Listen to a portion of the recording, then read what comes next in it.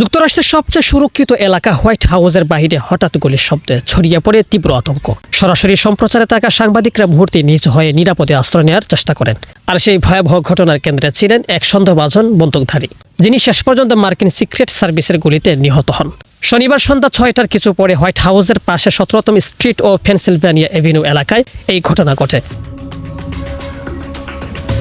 মার্কিন সিক্রেট সার্ভিসের তথ্য অনুযায়ী এক ব্যক্তি ব্যাগ থেকে অস্ত্র বের করে হঠাৎ গুলি চালানো শুরু করলে নিরাপত্তা বাহিনী তৎক্ষণিক পাল্টা ব্যবস্থা নেয়। কয়েক সেকেন্ডের মধ্যেই পুরো এলাকায় ঘিরে ফেলা হয় এবং শুরু হয় চরম উত্তেজনা। ঘটনার সময় যুক্তরাষ্ট্রের প্রেসিডেন্ট ডোনাল্ড ট্রাম্প হোয়াইট হাউসের ভেতরে অবস্থান করেছিলেন। নিরাপত্তা বাহিনী দ্রুত পরিস্থিতি নিয়ন্ত্রণে আনলেও ঘটনাস্থলে থাকা সাংবাদিক ও সাধারণ মানুষের মধ্যে আতঙ্ক ছড়িয়ে পড়ে।